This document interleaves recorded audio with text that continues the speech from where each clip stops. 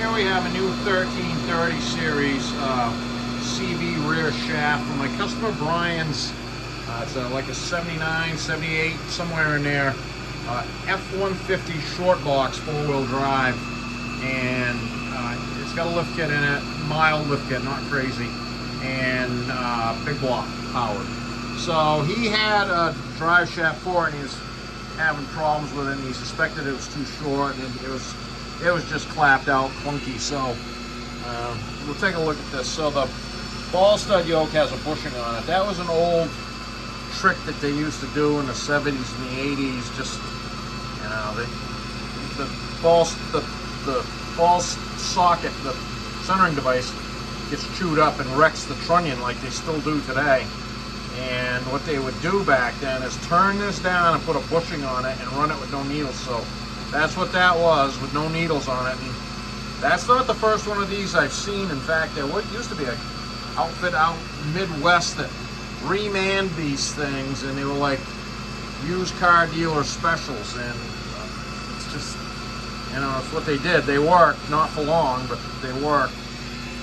This one was peculiar, and I suspect it's one of those shafts. I mean, that's the stub that was on it, but the interesting thing is you can see there's two layers there. That's the original hub, and then there's a layer of tubing, and you can see right there where there's a weld, and then there's a weld, and sure enough, inside of here, there's a bushing.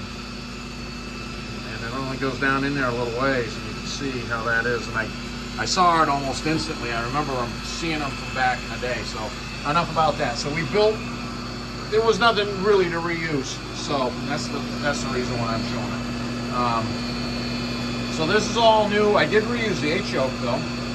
There was nothing wrong with that, so I sandblasted and cleaned it up so it gets to fight another day. So that's 1330 all-splicer all the way down. It's 2.5-inch 083 tubing like the original ones were. I went through it with Brian about verifying, and it turned out it's 1330 series big cap at the pinion yoke on a 9-inch Ford like I suspected it was. But, you know, once again, you got to check, because on trucks that got some age to them and been modified, you don't know what somebody's changed. So we verified all of that, so we're good to go. It is about 1 3/4 inches, 2 inches longer. I didn't really check because we had a dimension. I had him get a dimension from center of the second joint to the pinion yoke, and that's what I built it to. So, and that number was 50.5. So let's crank her up. And that's 2,500 RPM.